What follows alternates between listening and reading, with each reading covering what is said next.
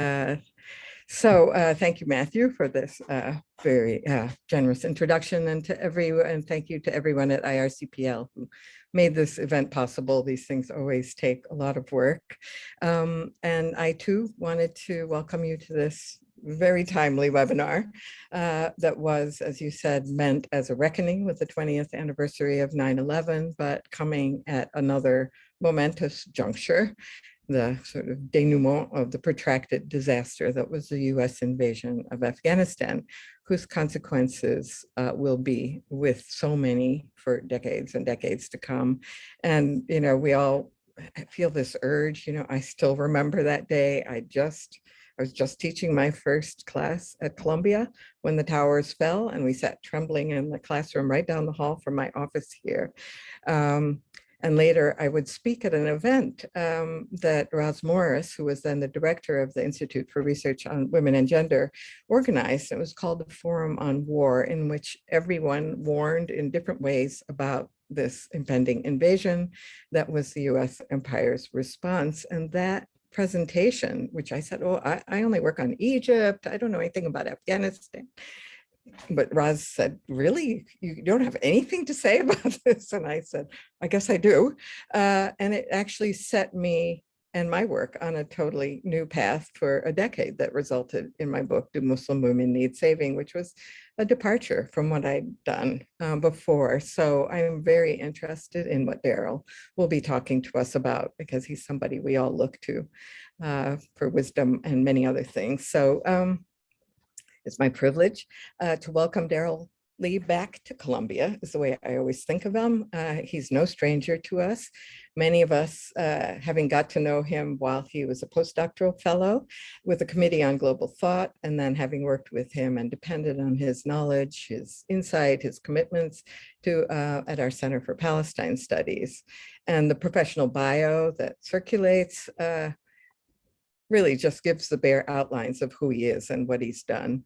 But he's both an anthropologist and an attorney working at the intersection of war, law, migration, empire, and race, with a focus on transregional linkages between the Middle East, South Asia, and the Balkans. And he's the author of a brilliant book that I'm sure most of you have read, called Universal Enemy, Jihad, Empire, and the Challenge of Solidarity, that was published by Stanford University Press in 2020, in which he develops an ethnographic approach to the comparative study of universalism, turning things on its head, using the example of transnational jihadists, quote unquote, and specifically the fascinating group of Arabs and other foreigners who fought in the 1992-1995 war in Bosnia-Herzegovina. He was also the editor of Middle East Report from 2011 to 2016, and he's just published a piece there outlining the comprehensive coverage in Middle East Report of the 20-year war on terror, or as many of us prefer to call it, the war of terror. As a lawyer, Darryl has participated in all kinds of litigation arising from the so-called global war on terror as party counsel, expert witness, cases in Guantanamo, alien tort, material support. And I've actually turned to him several times to say, you know, if we invite this person or if we do this thing, is that considered material support? Because everything we touch could be dangerous for all of us. Denaturalization, immigration, detention, and asylum proceedings. And I shouldn't forget, he's assistant professor of anthropology at the University of Chicago, and we always dream of bringing him back here, I'll confess.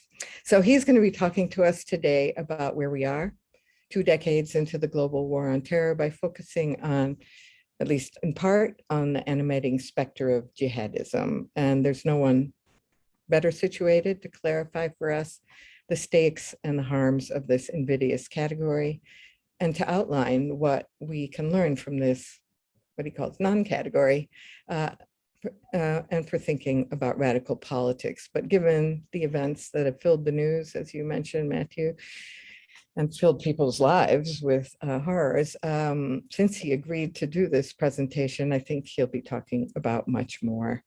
But I do want to mention something, which is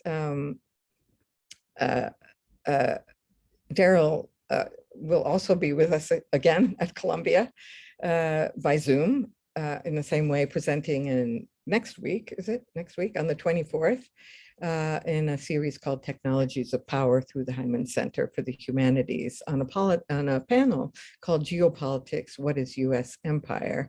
And he's appearing with Summer Belushi, who was also a Columbia student when she was an undergraduate. And I remember standing on the steps of the Law Library many times with her at protests, and John Musiala. So mark your calendars for that. And I promise it will be very different from today's presentation.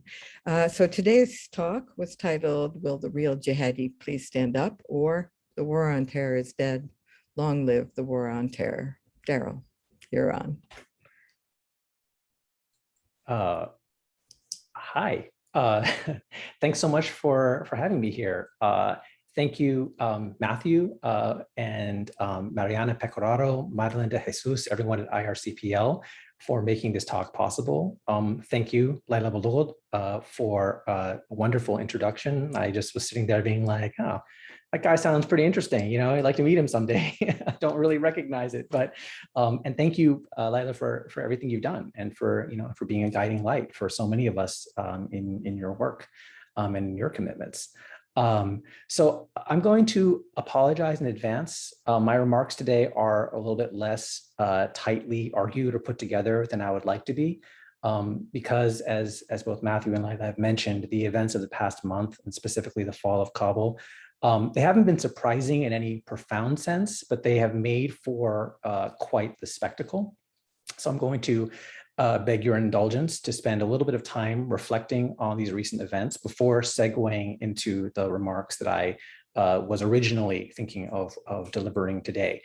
So the discussion might end up, the lecture part might be a little bit shorter than 40 minutes, and we might end up in something more like a discussion than a traditional kind of, top-down thing. And, really, I want to sort of engage us in a collective attempt to process some of these recent events.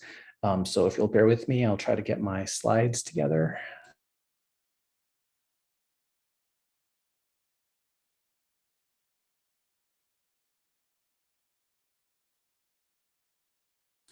So can you see that?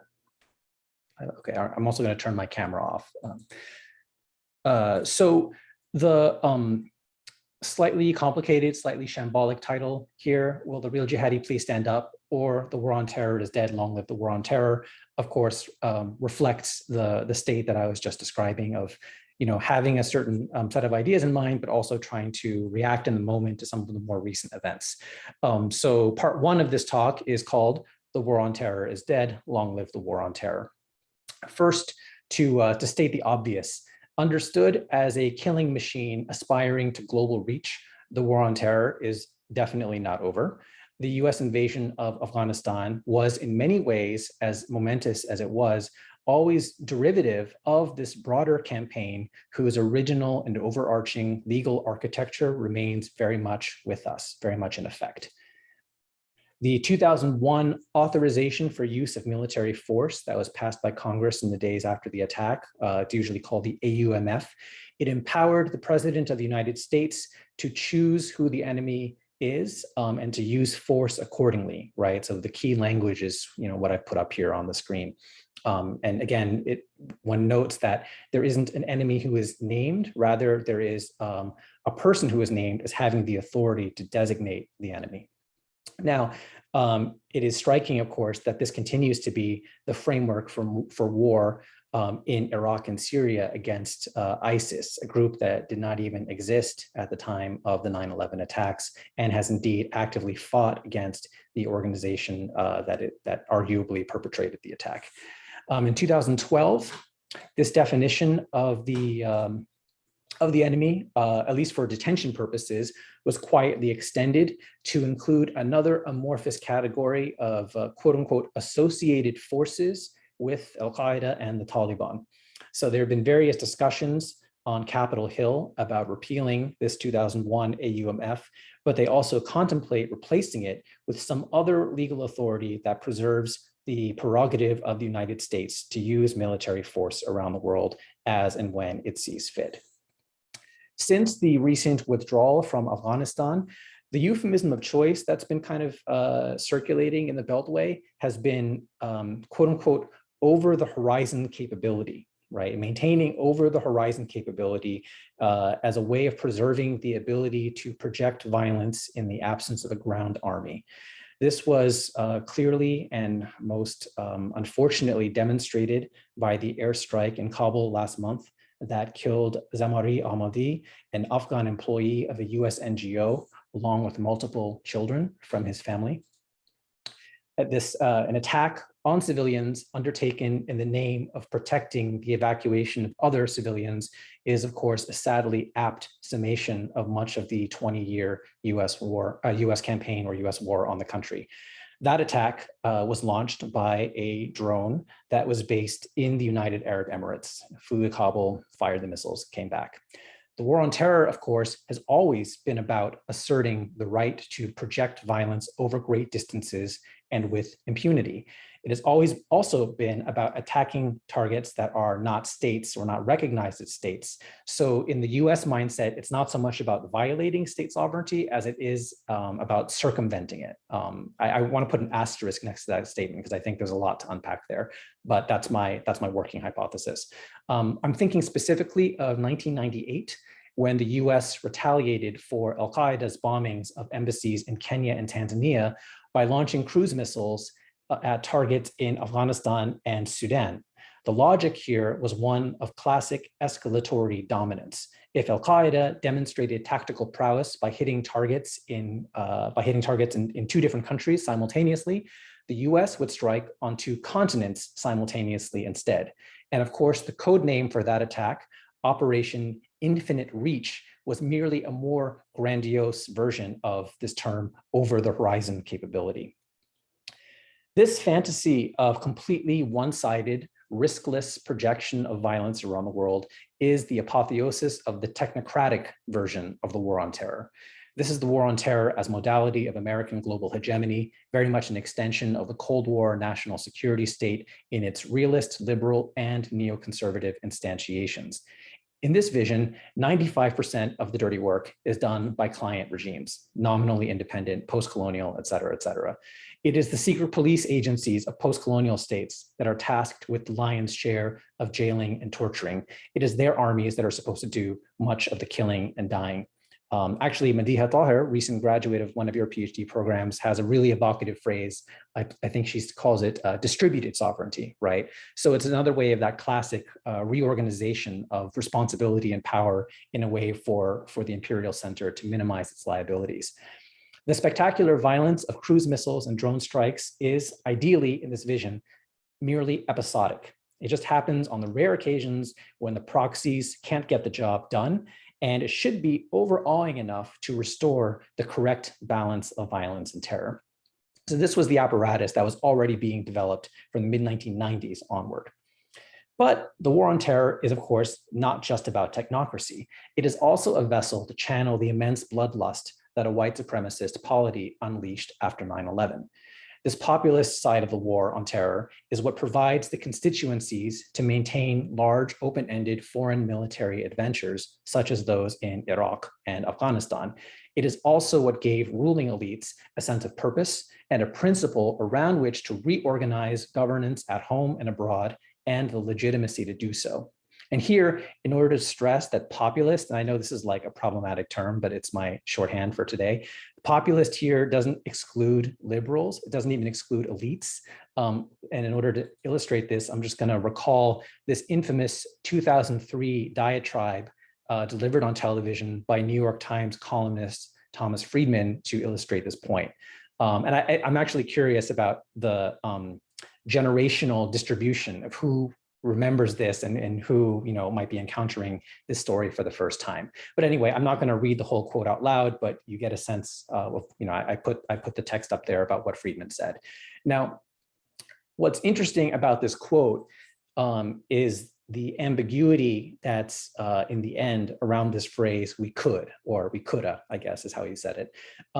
The idea that the United States could have attacked Saudi Arabia or Pakistan after 9/11 is, I think it's fair to say in this context, basically a lie.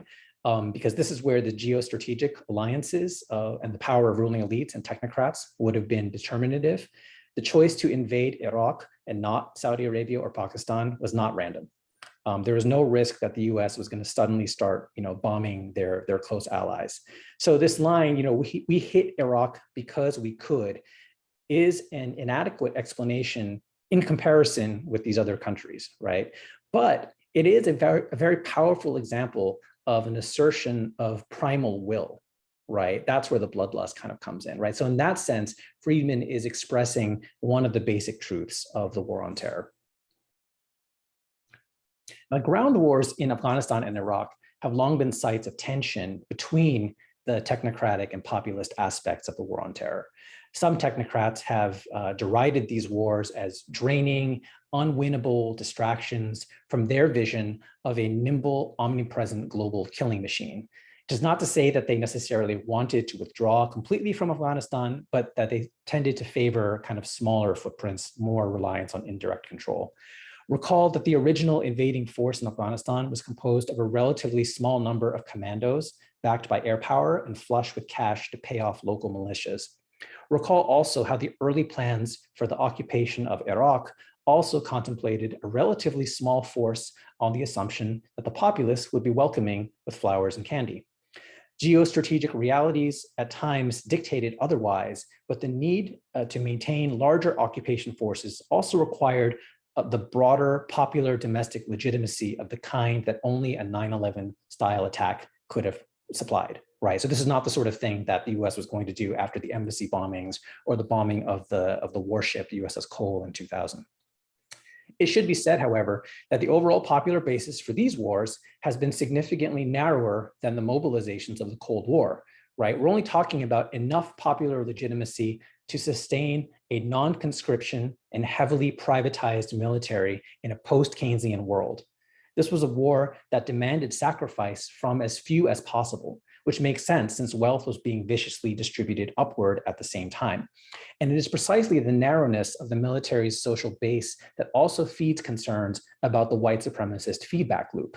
Today's imperial deployments act as training grounds for tomorrow's domestic militias and insurrectionists, or we could say yesterday's deployments and today's insurrectionists, whatever it might be. Now, although they feed off of each other, the tensions between and within the technocratic and populist tendencies of the war on terror have flared and have been re-scrambled in recent months in striking ways. On the technocratic side, what has been noteworthy about the official discourse from the United States government has been its evolution regarding the Taliban in recent years. One of the core presuppositions of terrorism discourse, and especially the so-called wars on terror, is the axiom, or rather the postulate, that terrorists are not political entities, right? Indeed, the famous difficulty of defining terrorism in terms of semantic content is mostly a distraction from its pragmatic use as a way of de-recognizing political violence, which of course often also serves as an implicit recognition of its political character. The US President Joe Biden has referred to the Taliban's, quote, self-interest, unquote, as a reason to provisionally trust their ability to make and keep pledges. His Secretary of State, Anthony Blinken, yesterday in Congress referred to the Taliban as a de facto government. So as an analytical point, these observations are absolutely banal and of course would have been conceded by people working in the security state, many, many years ago. And of course, it's also true that the United States and the Taliban had secret diplomatic contacts in the 1990s. But for a president of the United States to publicly speak into reality that the Taliban have something called self-interest that they and the US can both identify and factor into their decision-making, that's something else altogether. Such a statement, no matter what else may be said about the Taliban, functionally interrupts and denies the effect of the terrorism label. Now, in this respect, of course, Biden is merely following the policy started by his predecessors, especially Trump, whose willingness to defy the security bureaucracy has been wildly overstated, but nonetheless, in some key aspects, was more pronounced than with any other recent president. Perhaps the clearest crystallization of this uncomfortable position of quasi-recognition is in the text of the withdrawal agreement concluded by the Trump administration. So the full title of this agreement is Agreement for Bringing Peace to Afghanistan between the Islamic Emirate of Afghanistan, which is not recognized by the United States as a state and is known as the Taliban and the United States of America. Throughout the text of the agreement, this full phrase, the Islamic Emirate of Afghanistan, which is not recognized by the United States of America as a state and is known as the Taliban, in all of its tedium appears 15 times. This clumsy appellation undoubtedly reflects a hard-fought compromise. The Taliban want to be referred to as the Islamic Emirate of Afghanistan. The United States wants to deny them the majesty of such a title, and they insist on non-recognition, even as they are concluding an agreement with them to the exclusion of the regime that they themselves have installed in Kabul, right? So the fact that the phrase can't be abridged or abbreviated in any way and has to be constantly repeated in the text is a reflection of this sort of political situation. So on the populist side, there's been a different kind of recognition, or maybe more like a form of projection. And here I want to talk about this image, which has been circulating on right-wing media in recent weeks. On the left is a photograph published by the Taliban's elite forces, the Badri 313 unit, whose members are largely kitted out with US-made gear that they've captured from Afghan government forces. On the right is the iconic photograph of US Marines raising a flag during the Battle of Iwo Jima in World War II. Now, the right-wing uproar has been based on this notion that the Taliban is mocking the Iwo Jima photograph, and by extension, that they're humiliating the United States, right? So the logic is sort of like, look, they're wearing our uniforms, carrying our guns, mimicking our heroes, right? Now, I want to stress that there's absolutely no evidence that the Taliban had the Iwo Jima image in mind when they released this photograph, right? The idea of being mocked is entirely a projection in the eyes of American beholders. It indexes an anxiety about national humiliation, perhaps even irrelevance. And at the same time, there have been these more extreme right-wing forms of recognition through projection that have included tweets expressing admiration for the Taliban for their supposedly virile upholding of heteropatriarchal norms and staying true to their traditions. So in other words, after years of demonizing anyone who questioned US imperial violence as terrorist sympathizers, it is actually these elements on the right that not only sympathize, but openly admire erstwhile adversaries. Now, if we recall the original language of the AUMF and all of its expansiveness, the withdrawal from Afghanistan represents a pretty small tweak in terms of definitions of the enemy, right? The security state has always drawn some kind of distinction between the Taliban as a nationally based armed entity, distinguishing them from a transnational kind of network like Al-Qaeda. But even this modest change has produced interesting convulsions within both the technocratic and the populist tendencies of the war on terror. Right? Technocrats have been split between those advocating a kind of light footprint war on terror and the rest of the national security establishment that sees any uncontrolled military withdrawal as a catastrophic blow to quote unquote American credibility, whatever that means, in geostrategic competition. And many populists have actually long tired of these ground wars, not because they are any less racist or they have any less bloodlust, but because now that racial antagonism within the US domestically is more openly expressed than before, they have a lot more interesting targets closer by. So of course, the Rorschach test for a lot of these different alignments will be the fate of Afghan refugees bound for resettlement in the United States. For the technocrats, the affective investments in quote unquote saving Afghan refugees or repaying the moral debt to collaborators with the US military is undeniable. It's also worth noting that welcoming the refugees has served as a kind of lowest common denominator shared by the left, liberals, and even parts of the right. For the populists, the Afghan refugees represent a new racial threat. If the whole point of the war on terror was to fight Islam, quote unquote, over there, so that we wouldn't have to fight it over here, like we in scare quotes, of course, then according to this logic, the arrival of the refugees signals another form of defeat. And if the history of anti-communist diasporas in the US is anything to go by, it's not unreasonable to expect that at least some of these refugees may end up aligning themselves with the US right, if only as a way to protect themselves from racial terror in the United States. So in the search for new enemies, as I mentioned, they will be a tempting target. All of this underlines the very basic point that so much of the politics of this war is inflected by the fundamental and strategic ambiguity over how to define the enemy, right? So I recently wrote a book, which Matthew and Lila mentioned, that tried to get away from a lot of the standard debates, which take for granted this category of jihadi as the enemy in the war on terror, right? So there's so many critical approaches that raise ambiguities about this term. They show how it's used to enact all sorts of violence on all sorts of Muslims, regardless of whether they're engaged in anything called jihad. I called this book The Universal Enemy to invoke a kind of double entendre, right? In order to declare someone an enemy of humanity, as is often done with various jihad formations, you are necessarily taking up the right to speak in the name of the universal, right? So rather than try to show like that these folks aren't so bad after all, that they have some rationality to them, I think it's more interesting to interrogate what it means to be able to make and enforce claims to speaking in the name of the universal, right? So the book then kind of does this classic, if not cliched, anthropological move of making the strange familiar and the familiar strange by using the experiences of jihad fighters to shed light on universalism as a category of practice.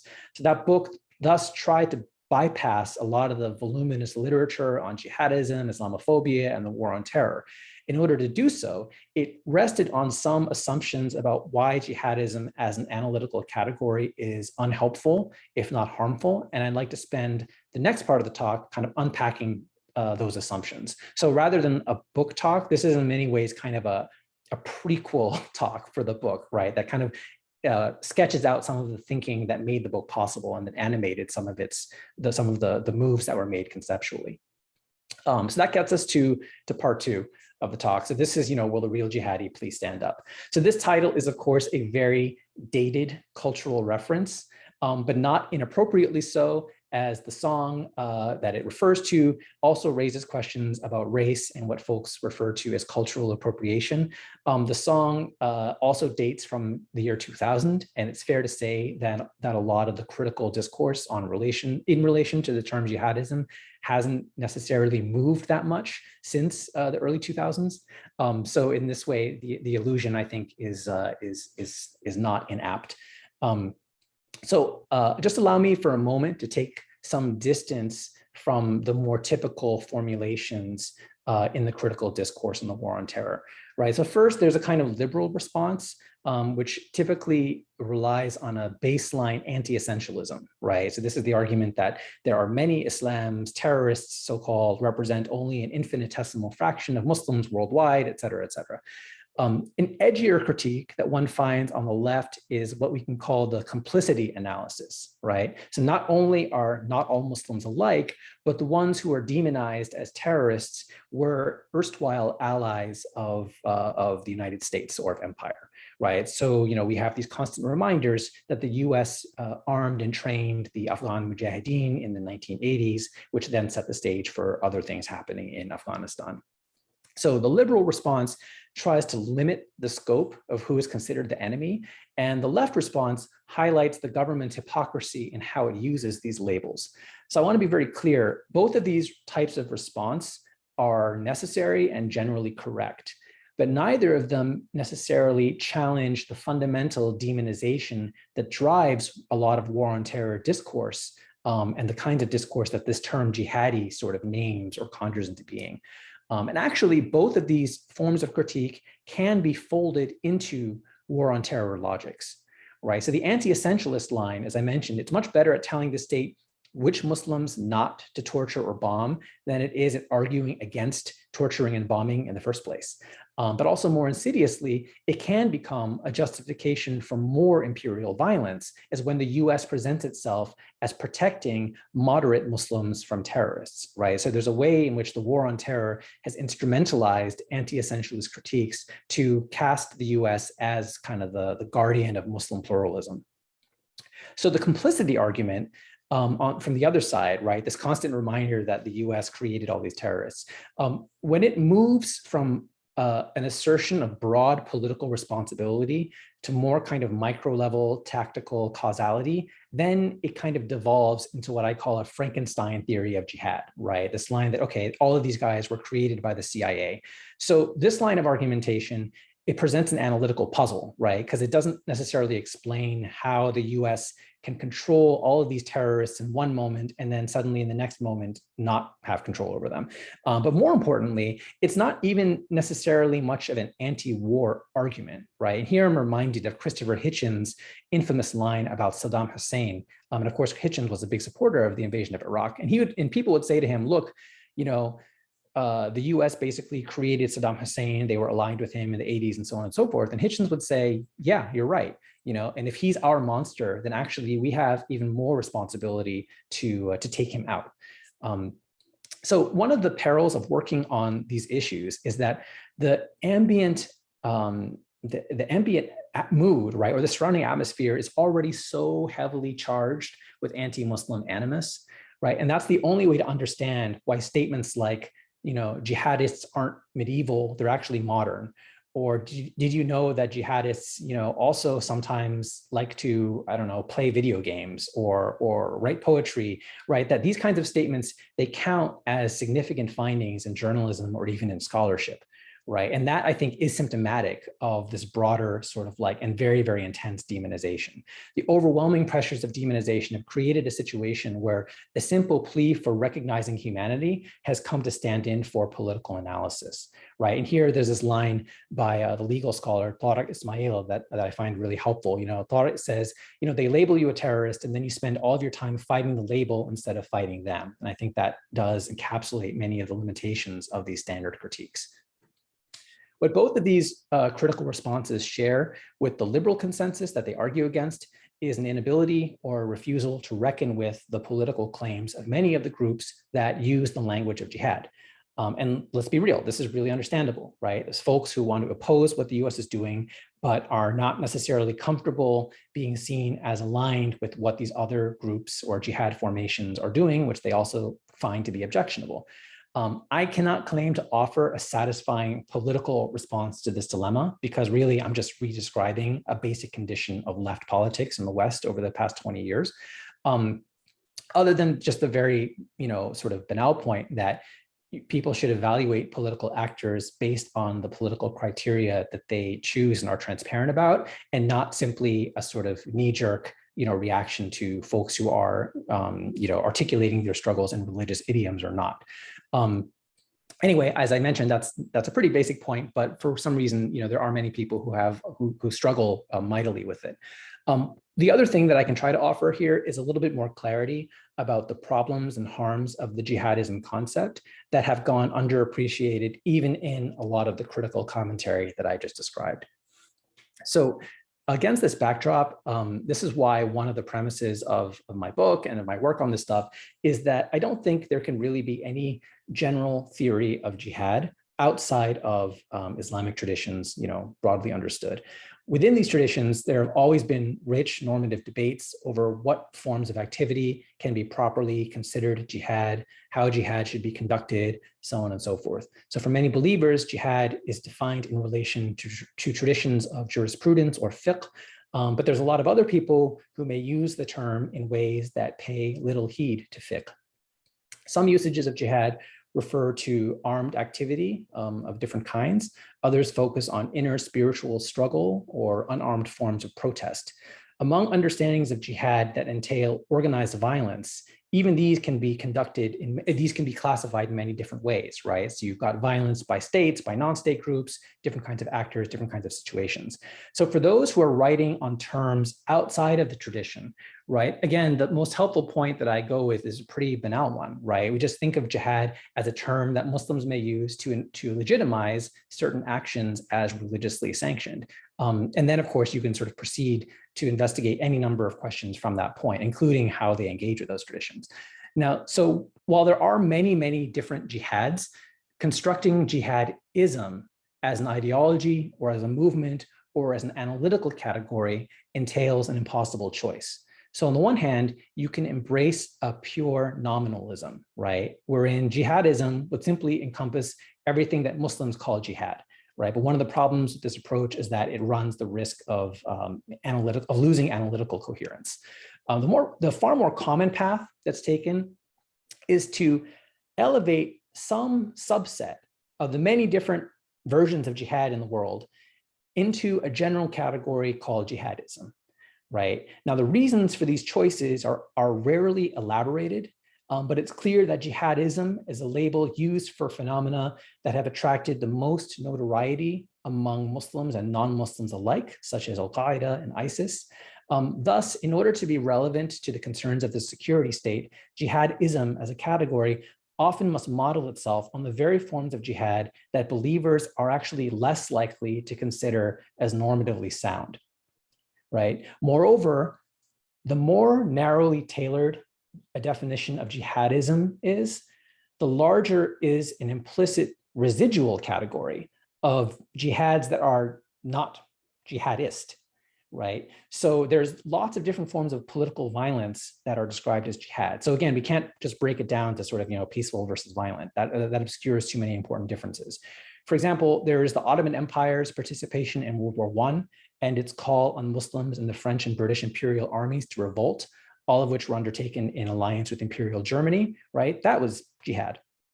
There was the war between Iran and Iraq in the 1980s, where both states invoked the language of jihad at various times as a way of understanding and justifying their actions. And of course, there's all the different jihad practices that come closer to these mainstream ideas of jihadism, right? So I'm thinking of non-state groups that talk about jihad to describe their efforts to eject foreign occupiers and achieve national self-determination. So Hamas and Hezbollah would be the best known examples here. So this logic, it happens to turn out, the logic that purports to distinguish jihad from jihadism, right, and by implication, authentic from inauthentic forms of Islamic expression, this distinction all too often tends to conveniently map onto the distinction of whatever is convenient for the ruling consensus. Category of jihadism perniciously weighs in on debates among believers while claiming the mantle of secular or even objective social science. As Talal Asad and others have taught us, the very act of delineating the religious and secular as distinct spheres is, of course, an exercise of power that must itself be critically scrutinized. Such an analysis tells us why the problems described above cannot be waved away with boilerplate disclaimers that jihadism is a, quote, distortion of Islam, nor can they be solved with more refined and better informed typologies of jihadi groups that are peddled by various terrorism experts, however informative they may otherwise be. Such distinctions are all too easily ignored in the environment of intense anti-Muslim animus that shapes these discussions. It also sets up a trap of toxic authenticity, whereby Muslims are subjected to unending and insatiable demands to condemn violence by other Muslims in order to prove their loyalty, their moderation, et cetera, et cetera. Now, if the secular logic of the jihadism category arrogates the right to settle questions purportedly committed to the domain of dispute among believers, then outright appropriation is not far behind. And we can see this in a video I'm going to show of a pretty interesting / bizarre press conference from 2018. And I'm going to show you this clip where the speaker is General Robert Neller, who was the Commandant of the United States Marine Corps. So if you'll just bear with me, I'm going to need to switch where I'm sharing my screen. One sec.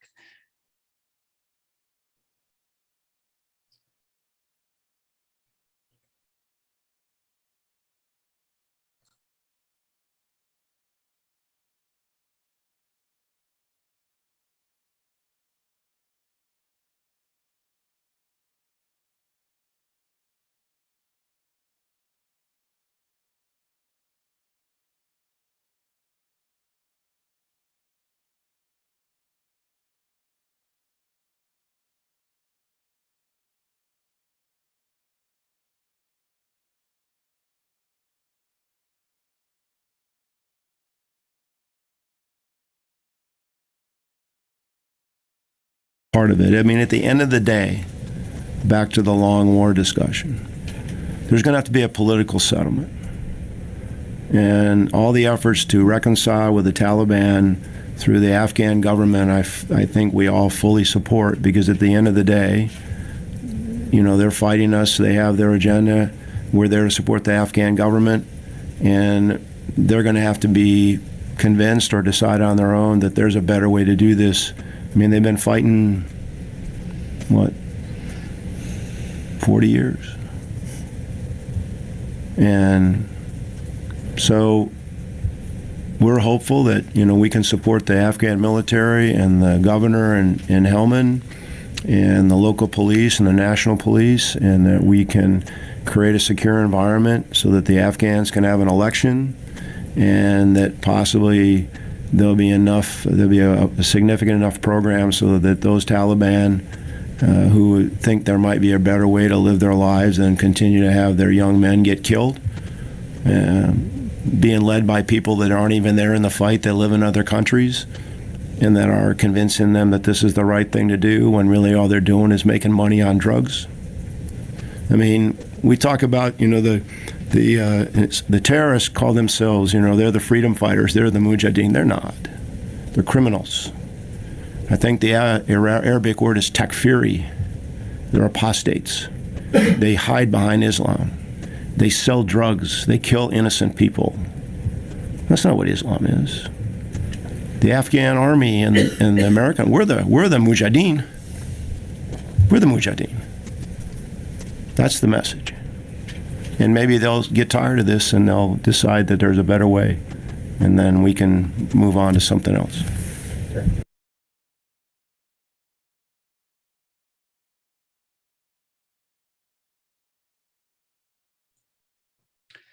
Okay, so I think this video is pretty interesting. Of course, let's just acknowledge that the statement elicited its fair share of derision on social media. But before piling on to the mockery, I think it's important to give credit where it's due. There are military officers who embrace fully the idea of Islam as the enemy, and there are others who don't.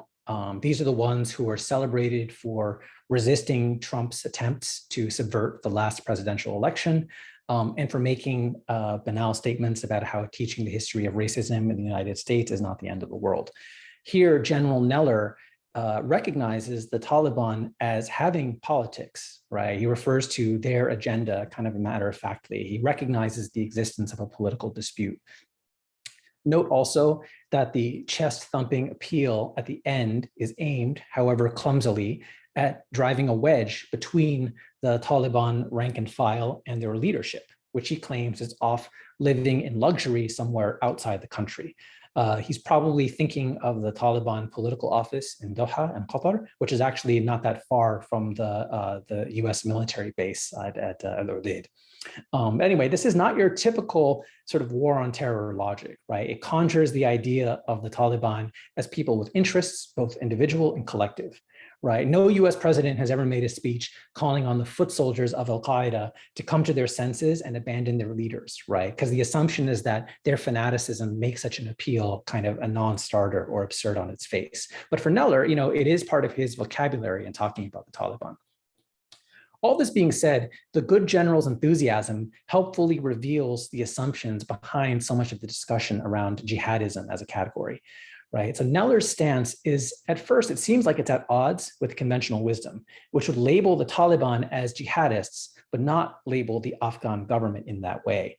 But that reading would glide over any sort of attempt to contextualize Afghan politics as well, right? Let us recall that although the Taliban style themselves as the Islamic Emirate of Afghanistan, the government that they recently defeated called itself the Islamic Republic of Afghanistan. Both claimed the mantle of fighting for Islam. And in the government's case, this wasn't mere lip service, right? Because the regime included many of the warlords who fought in the jihad against the Soviet Union in the 1980s, right? So a discourse that sets up the Taliban alone as the jihadists quite literally erases arguably some of the best known people to claim the title of jihad in recent decades. Neller, to his credit, doesn't do this. And it's likely because he is speaking from the vantage point of an experienced imperial officer attuned to the dynamics of his frontier outpost. So he's not, this is not like your typical, ignorant MAGAista, right? Instead of parroting the standard discourse, Neller actually leans into it and pushes it to its logical limits, right? In declaring that the Afghan government and their US allies are quote unquote, with the Latin sick, the real mujahideen, right? Mujahideen, people who are engaged in jihad. Neller is arbitrating arbitrating on the dispute over which side is considered properly Islamic, right? And he does so from outside the tradition.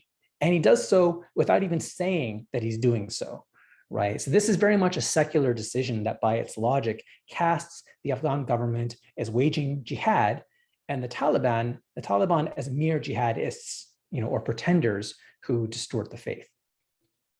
So the concept of jihadism doesn't really shed a lot of light on contemporary jihad practices, but it usefully reveals how empire thinks and how it structures relations of compliance and enmity. And after all, if the US military can decide which forms of jihad count as jihadism, then claiming the label for themselves is only the next logical step, right? And this is ultimately the logic of universalism at work as well. It's not simply about declaring who is a friend and who is the enemy, but about being able to make that decision on behalf of others. This is why the United States can construct a category like foreign fighters to describe folks who travel to Afghanistan for jihad against the US, while unself-consciously coding their own militarized presence in the country as international rather than foreign. So anyway, these confusions are why the book, Universal Enemy, is a book about jihad that rejects jihadism as a framework of analysis. Now, none of these issues described above necessarily means that the serious study of contemporary jihad practices is undesirable or impossible, right? It's certainly possible to identify a certain subset of activities denominated as jihad and map out shared characteristics for comparative study. But such study does require formulating questions and concepts with a lot more thoughtfulness about the politics of knowledge production than most commentators have shown thus far. The challenge, as I understand it, is how to get at the distinctiveness of so-called jihadi groups without lapsing into an all too often racialized exceptionalism, right? And letting racist flat earthers and their more respectable counterparts set the terms of debate with questions like, did jihadis really represent Islam, or why are they so horrible? This only obscures this important task. Jihad groups may have very different ideas of the good and may operate in forms unfamiliar to those who can only think of politics in terms of the state and its categories, but that doesn't render any less concrete the ideas and interests at stake in their antagonisms, nor does it make thinking clearly about them any less urgent. The deeper problem here is not only how Islam is discussed, it's also how politics is understood in general.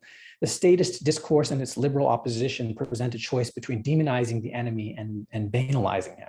But there's also a third option, which is taking radicalism seriously as a political orientation, whether its idiom is Islamic, communist, anarchist, what have you, right? We've inherited from the war on terror not simply harmful and reductionist ideas of Muslims and Islam, but an impoverished discourse on political radicalism.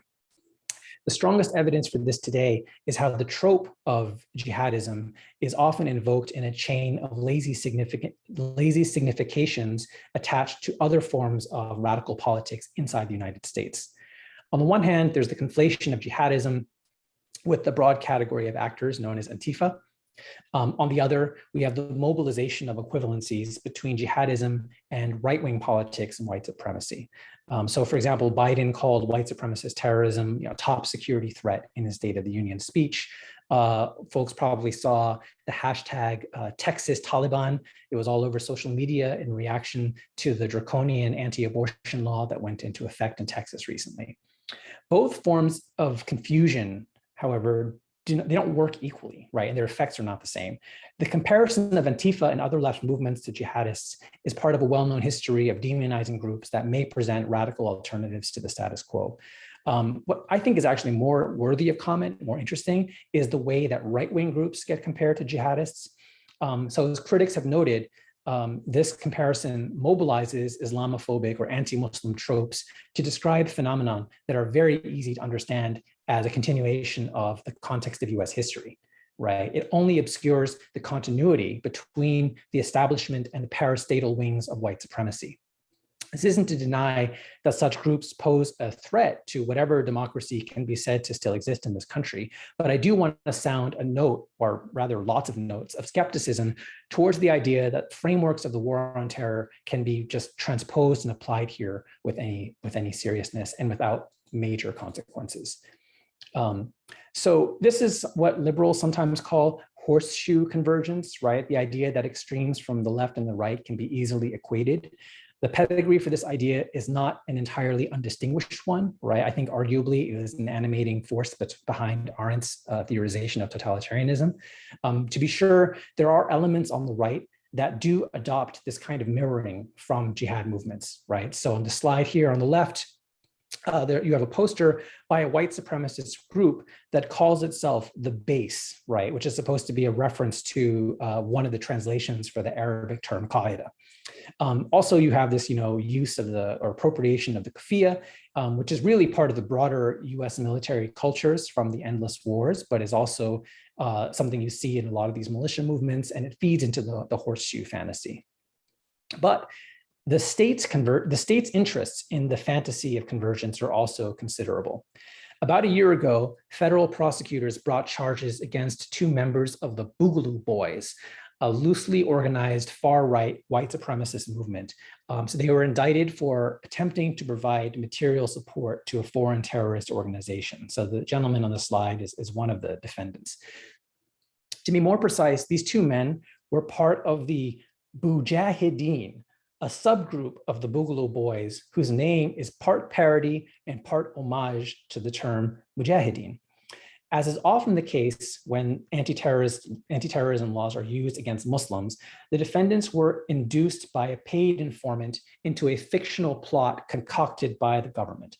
What was striking here, however, was that the FBI informant claimed to be a representative of Hamas, right? So these guys were entrapped in a plot to, I believe, send weapons to Hamas. Now, while this might seem outlandish on many levels, it does make sense within the perverse logics of US terrorism law, because under that law, only foreign organizations can be designated as terrorist. Any attempt to create a list of domestic terrorist organizations would likely run into constitutional objections, but also more importantly, pushback from elected officials on the right. In order to use most federal terrorism laws, some kind of a link to a foreign threat has to be conjured up. And by foreign, of course, this often ends up meaning sort of Muslim or Islamic. And even if the threat is conjured out of thin air, this is totally standard practice in federal prosecutions. Jihadism becomes a default way for the state to imagine the deviations from and the threats to the ruling consensus. Okay, I think I'll stop there. I put some things on the table. It's still a bit messy. I'm not exactly sure where it's all going, but I hope there's enough to kind of think with or react to. I'm just, I don't have any really specific intentionality about where any of these remarks are going. So I'm open to all sorts of criticism and feedback. And I'm just really excited to be in conversation with you all. Wow. Thank you, Darryl. That's blown my mind. You have covered a million ideas I recognize and ones that I hadn't thought about yet. So I'm sure there'll be plenty to say. And just to remind everybody that you should put your questions into the Q&A. There's no chat. So if you want anything, start the discussion with Darryl, please do it through there. And I'm going to take my prerogative as the moderator to say first, thank you. You've just given me so much to think about.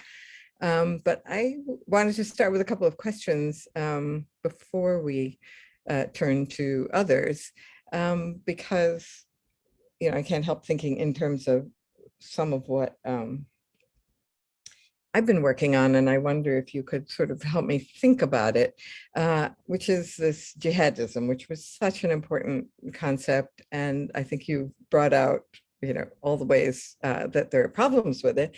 But part of me is asking whether this is still a relevant category at the moment, because you rightly say it's not a social science jihadism, what could this thing be?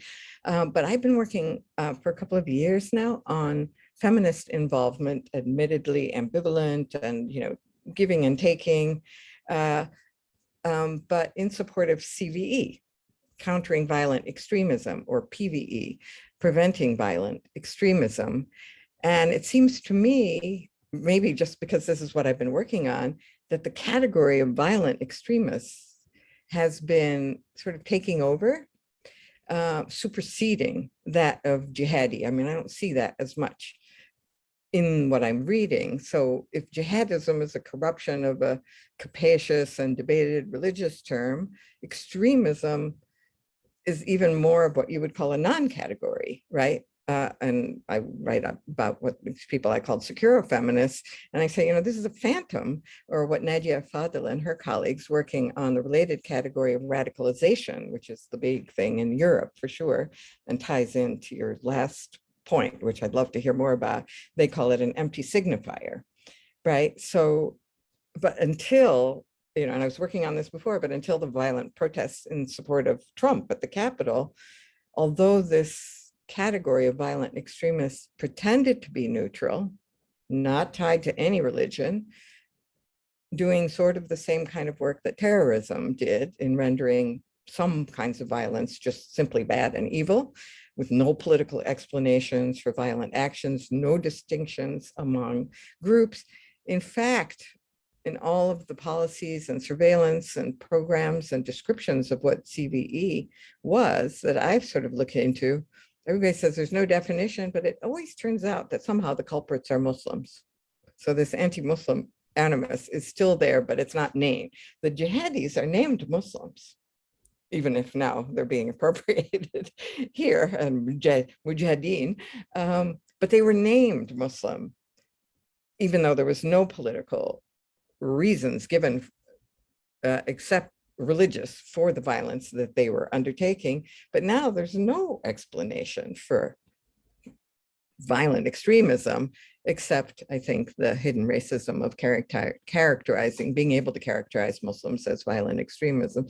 And I just wondered if you had any thoughts. I mean, you must work on this stuff as well, not from your book, but in even your lawyer work, thoughts on the way the vocabulary has shifted and the implications of these shifts. So we had terrorists, then we had jihadis, now we have violent extremists. And as you pointed out in the recent Marab article, Iqbal Ahmed long ago gave us a way to think about terrorism, in the 80s by showing it's just a propensity to shut down any kind of reasoned inquiry or any kind of politics, as you were saying today. It's incitement of this moral outrage and obfuscation of far more what he thought of as consequential forms of state violence. But all of these categories, it seems to me, are refusals of political explanation or analysis that might take into account particular histories, dynamics, implicate empire. But I wonder if they do different kinds of work or they get mobilized by different groups. Why substitute one for the other? So I don't know if that you could help with that, because it's something that. Yeah, no, that's a great question, and you kind of answered it. So there's like an emic way of answering it and an etic way of answering it. The emic way is that the dynamic is a competitive one, right? That folks who work on jihadism are really invested in naming a kind of particular religious and cultural content to the threat. And the violent extremism crowd are, in their own way, they think they're woke, and they're trying to de-Islamize and de-particularize violence at work. And it's actually quite interesting. I mean, if you, some of these folks think that they are actually committed to an anti-racist politics, and that they are practicing anti-racist security state politics, which I don't agree with, but it is a belief that exists. So there is a kind of there's a competitive dynamic at work there. But I think stepping outside, they actually work together quite comfortably. And terrorism is a really, and actually Atiya Hussain has a great article in Boston Review that makes some of these points, where it is a facially neutral article, a facially neutral label, but it has very clear kind of leanings in terms of the content, right? Simply the fact that folks tend to talk about terrorism, but they have to specify and qualify domestic terrorism or white supremacist terrorism or right-wing terrorism, thereby reinforcing the default assumption, of course, that terrorism is, sort of Muslim. And so, I mean, this is, again, for those familiar with Palestine, there's a very similar, the state's discourse is always, we are against Arab terror and Jewish terror, right? But of course, when you just talk about terror, no one was thinking about, Kahanists, right? So there's a way in which the state wants to hold itself as above social antagonisms and treat them as separate. But of course, the state's relationship to sociality is not, the state's not independent of society, and it is very, very much marked by, some forces more than others. So yeah, you're absolutely right that radicalization, extremism, these are also anti-political discourses. And I think they need the jihadism thing. They are symbiotically connected precisely because of the need to name a specific social content at certain points, while at the same time preserving a need to maintain neutrality at other points, right? So it's a way for the state to essentially have its cake and eat it too. So that's, and in other versions, I think, of what this piece will eventually be, there is exactly this other sort of genealogy that has to be accounted for at the same time. Yeah, very interesting, because the people who use it say it's neutral. And then, but all the examples, of course, are Muslims, of the content of the extremism that they have. But Also, they I would say criticized Trump for calling it. Obama called it just violent extremism, exactly. but Trump wanted to name it Islamic violent extremism. Right. That's also part of the internal struggle part, where, it may be, it may sound strange in a seminar at Columbia University, but for very large constituencies, the critique of both the Bush and Obama approaches was that they weren't being clear about naming the enemy as specifically Muslim. So all of the stuff that we dismiss as like boilerplate, PC, we don't hate all Muslims, actually was read by large constituencies in the US as a massive concession, right? And as a massive form of cultural weakness. So yeah, that is, anyway. Oh. Thanks. I actually have a few more, but I see maybe that I should let some other people speak. So we have one question that says, can you please elaborate more on the notion that comparing US politics to the Taliban and Islamic extremism is a furthering of Islamophobic tropes? American Taliban in response to the abortion ban. I would love to use this argument in the future.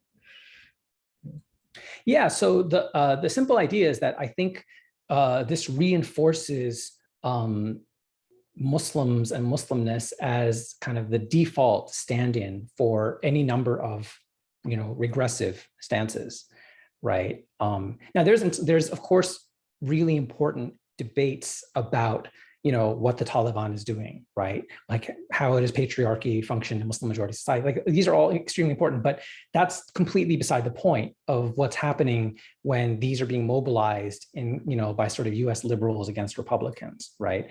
And yeah, it just further, it highlights, how do I put this? It downplays the really important historical continuities within US history, right? It's just the idea that you have to find an example from 8,000 miles away from another cultural context to make sense of something that is actually extremely, or should be extremely easy to understand within its own context that you, the audience, ostensibly share in some way with that. That's something that needs to be explained, right? That's some serious work of projection that we can't assume, we can't take as self-evident. So anyway, that's all I was trying to say with that. I hope that was a clearer explanation. Yeah, I think that's great. And it's very interesting to think why you have to borrow that, given that you already had a whole history of the same kind of thing in Texas. Why is it Taliban? But I'm thinking there's also a historical link, which was the fundamentalism language that preceded the sort of terrorism language. And that's where the religious right can sort of make some sense, and it makes sense to make Taliban the same as anti-abortionists. So, okay, I have some more, which I should let you do instead of me. It says there were recent discussions about using the word terrorism. Well, this is related to the Capitol Hill situation. Some seeing it as important to dilute the terrorism, but others have problematized it as only creating more terrorist laws that end up harming Muslims and others who are more often affected by these laws. What are your thoughts on this? Making those comparisons, I guess. Yeah, Again. I think reasonable people can disagree, but I'm pretty solidly in the calling it terrorism is not helpful camp, for several reasons. One is I think, we all know that expanding state apparatuses of violence and repression, it's not going to be used against, these folks. It's going to be used against the disempowered. And we have to remember that before 9/11, the so-called worst terrorist attack in US history, was carried out by two white guys, well, possibly with some network of enablers that was never investigated, but, essentially white militia members. And the response of the state was to pass a series of laws that radically intensified violence against Black people, against immigrants, and against Muslims. The immigration detention system, as we know it today, comes out of the Oklahoma City bombings, right, carried out by US citizens. The material support for terrorism laws were largely come out of that history. The laws passed after Oklahoma City also, radically expanded the use of the death penalty in the United States, which of course is disproportionately used against Black folks, other people of color, and the poor. So if that's what the US government does when white people carry out violence, of course, when you have Al-Qaeda and 9/11, it's a whole other thing. So I'm just not, I'm not that enthusiastic about, the idea of saying, oh, there was a war on terror against Muslims, and now there can be a war on terror against white people. Like, that doesn't really make a lot of sense to me. That being said, I think the concern that new laws will be passed that will be abused against all these communities seems to be not as, it doesn't look like it's happening right now. Like, the talk about passing various domestic terrorism statute, whatever, doesn't seem, as far as I can tell, to have picked up that much momentum on Capitol Hill. The other thing that I want to point out is that there are something like 300, maybe even 400 federal criminal cases that have been opened in relation to January 6th. And they are almost all minor charges against very, very low level people. There has been no real accountability, legal or political, for anyone above kind of the foot soldier level. So I think, again, the idea that the criminal justice system or the penal state is really like an answer to these forms of deep, deep social and political antagonism is something that I just find it very difficult to understand. Okay, so shifting the ground a little bit, an anonymous attendee says, at the end, doesn't it come down to power, the power of narrative and categories, the power to define, which then allows and creates the justification to use violence, simultaneously privileging the Western narrative and removing the voice of the other? Yeah, that is, that question is like a little bit above my pay grade in the sense that, it's very philosophical. Like, I think narrative is very important. I also think material conditions are very important. How to get the right balance between them in any kind of analysis is just something that folks, have been arguing over at least as far back as Marx, and probably will be for a long time going forward. So I just try to, of course, I try to take the discourses of these ruling elites and of non-elite groups seriously. But, I also want to be attentive to not, kind of treating discourse as if it's sort of in a vacuum at the same time. Okay. I have a specialist one, but there's one here that just goes back to my violent extremist question. So obviously I'm interested in it. And on the use of the category violent extremism, one could wonder whether it allows also for a whole industry of de-radicalization to engage with, re-educate, and de-radicalize individuals from the groups labeled as extremists. This would not be possible with the category of terrorist that criminalizes individuals and any form of engagement with them. In other words, one wonders how to account for the differential legal consequences, that is material, of naming. That is a really interesting point. So for those who may not follow the question, under US law, material support to foreign terrorist organizations is criminalized.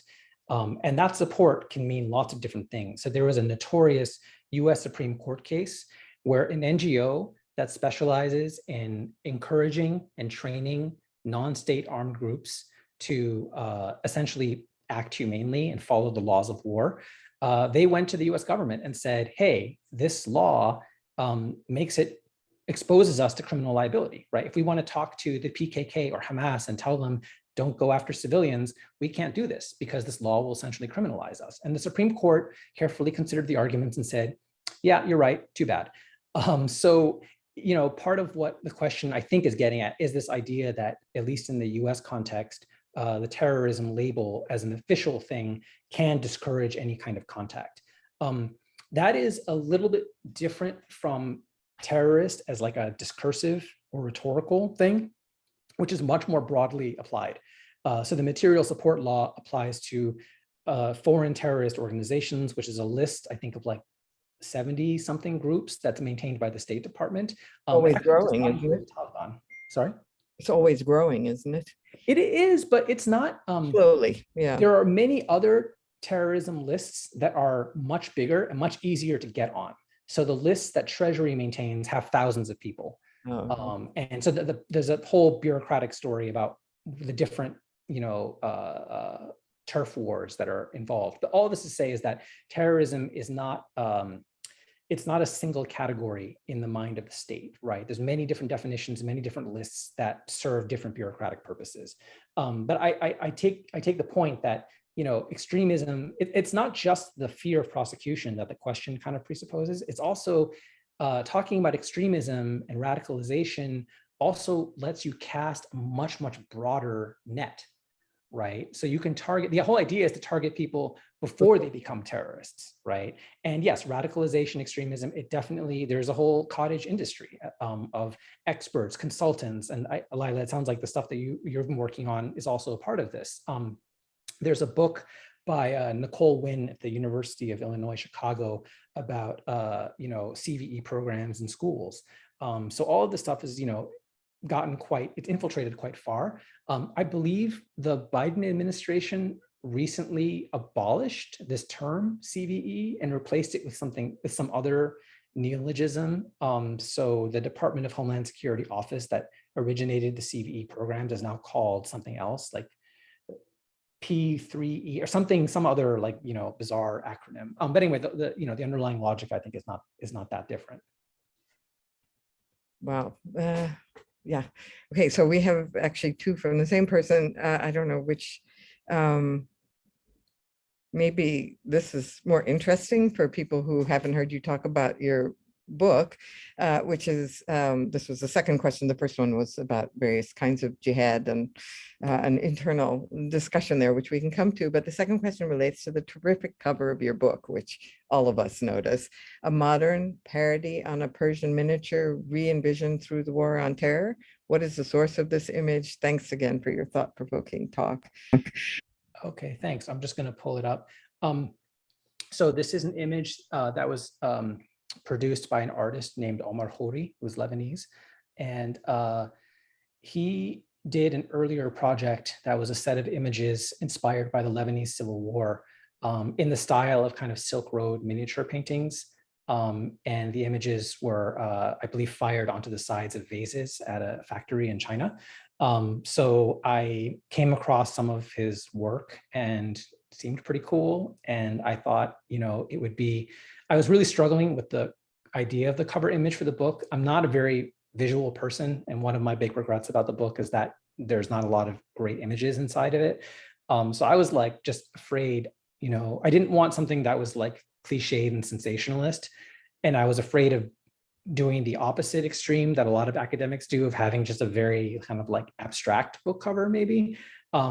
But then when I saw Omar's work, I thought it kind of worked. It also speaks to my own experiences as a person of Chinese origin, traveling in these regions, and a sort of, but also like an aesthetic sensibility that would be different enough and jarring. And also the image tries to incorporate different elements of the story that the book tells. So you've got, you know, not only the Mujahideen, but also the UN peacekeepers.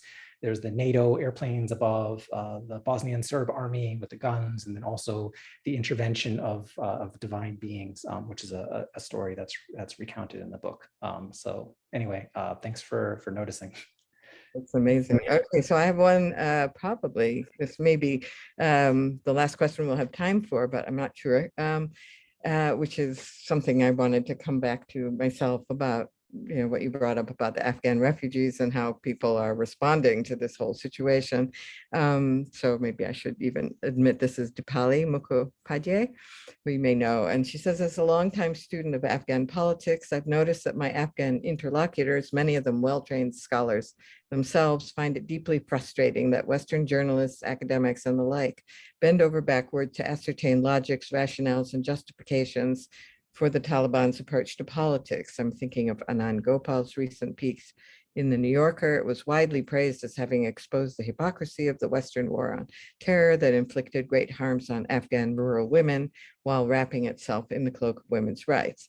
Those I know who read it from Kabul wondered why Gopal felt the need to A, rationalize the Taliban's misogyny and abuse, and to diminish the suffering of urban educated women vis-a-vis their rural counterparts.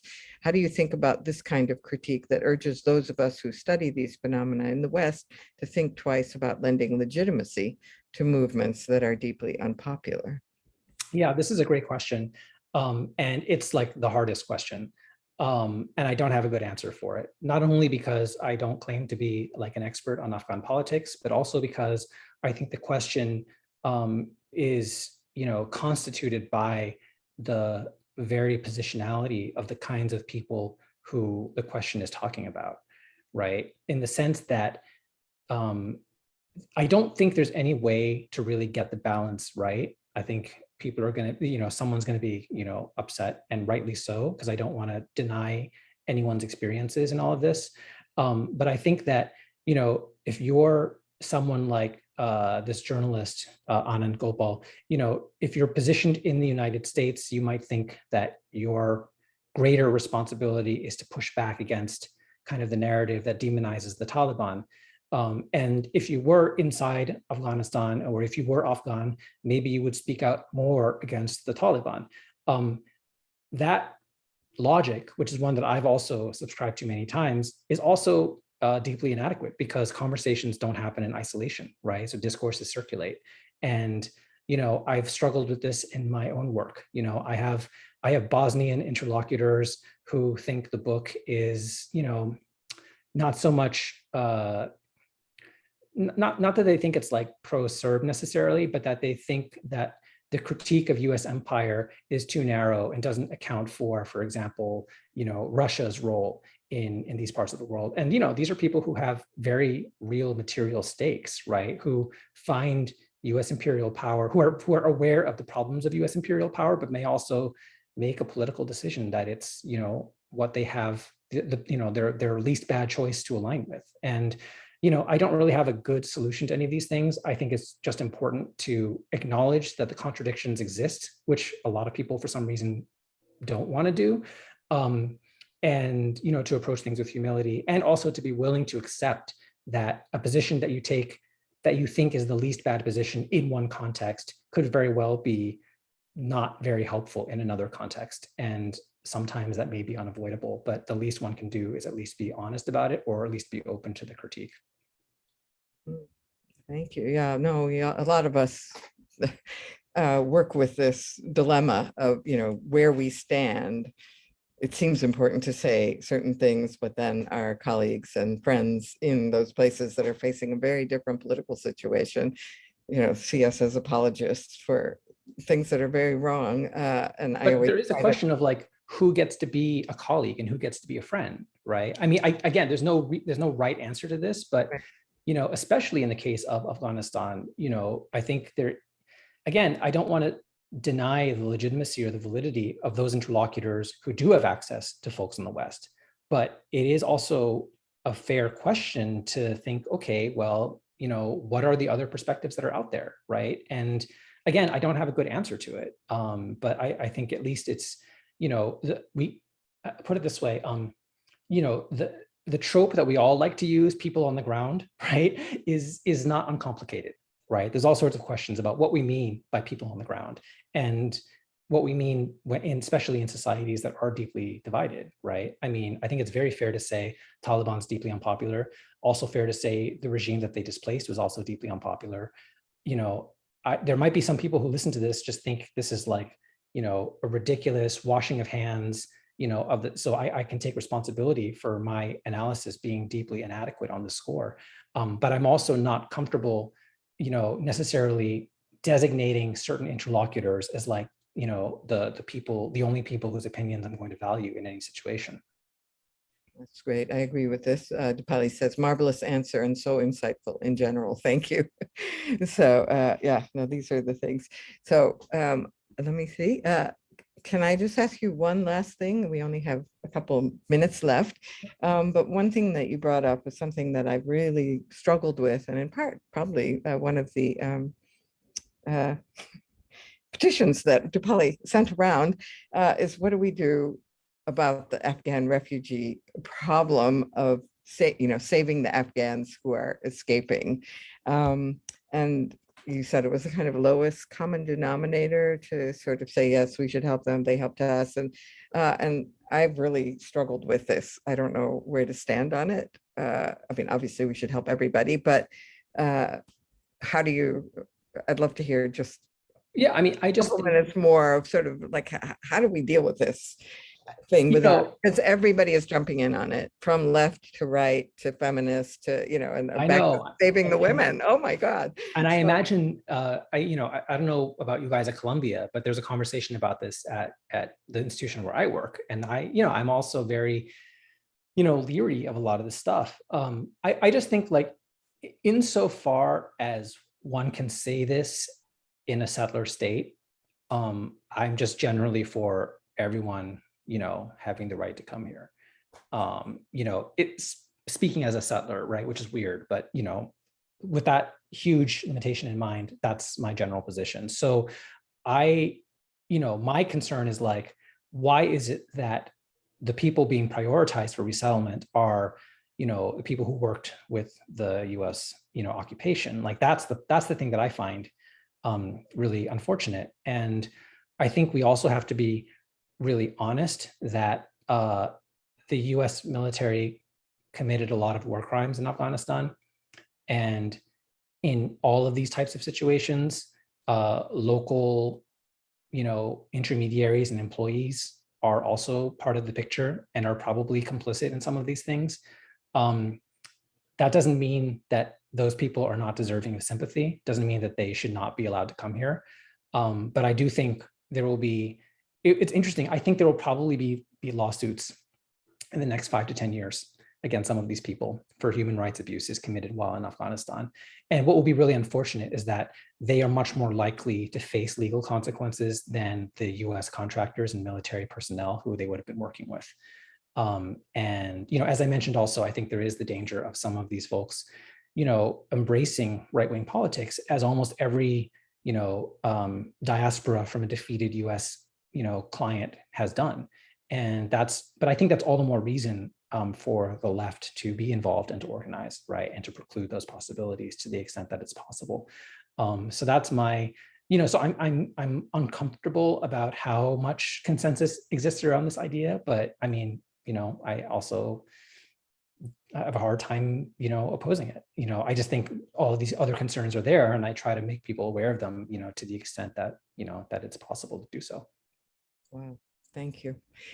We are out of time, and that is the perfect place to end, because that's the question that we're left with and facing now in the US, I think. So there's lots more we could have talked about, but I wanted to thank you so much. This was really amazing. So packed. Thanks for the questions, everyone. Yeah, and thank you everyone for your questions. We didn't get to all of them, but hopefully enough to have engaged everybody. So thank you, Darryl, and thank you, IRCPL, for organizing this and for inviting me to be part of it, because I'm going to still have to watch the video to actually remember everything you said. But thank you, everyone.